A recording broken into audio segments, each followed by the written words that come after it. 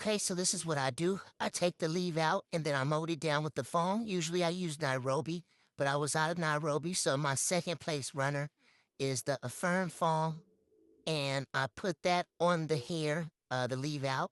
I'm gonna smooth that in really good.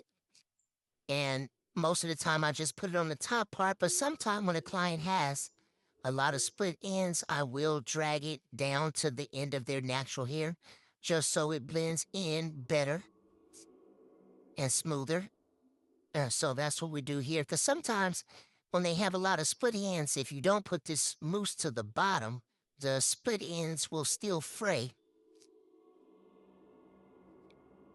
And then you end up having to use more heat to smooth them out. So this just ensures that I don't use a lot of heat. So after I get done molding it down, then I'm going to take one of my rapid strips and put that on the hair. And then she's going to go under the dryer for about 10 to 15 minutes.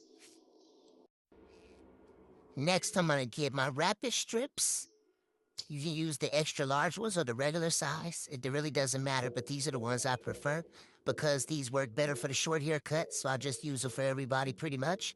And when I tie this and put her under the dryer for about 10 to 15 minutes, and then when she comes out, I will do my finishing touches. My client wanted a blood cut bob, so I'm going to cut her up. And then after I get done cutting, I'll finish showing you how I blend the leave out.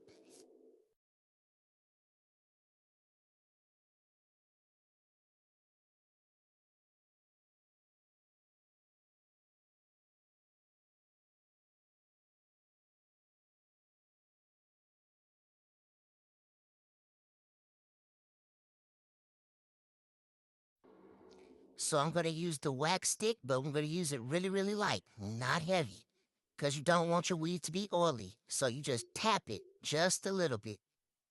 And that's the Cara wax stick. That's the one I found to be the less greasiest of them all. The other ones I've tried that just leave a little bit too much oil on the hair. And you don't want the bob to be oily and stiff.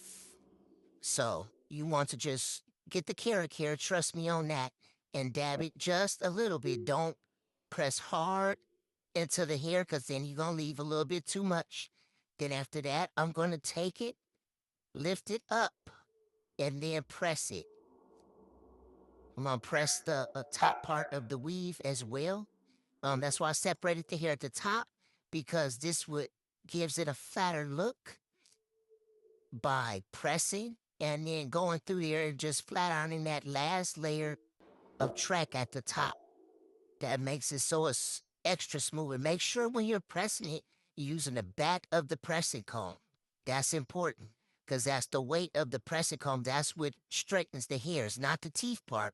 It's the back part of the pressing comb.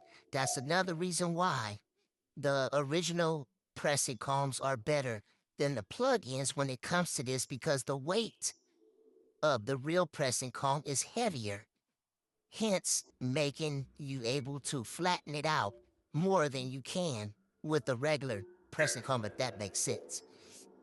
So anyway, after I do that, then I go ahead and press out the leave out and flat on it. One pass. One pass. You don't want to fry nobody's hair out doing 2, 3, 4, 5, 6, 11 passes. That's not necessary. If you use the right product and the technique and a good flat iron, all you need is one pass.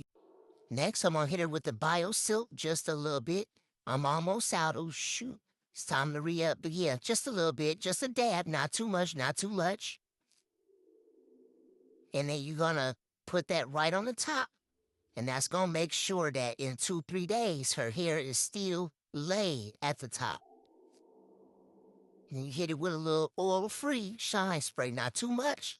Just a couple squirts, because, you know, sometimes that blonde hair have a few flyaways. And booyah, you see it. That's how I do it.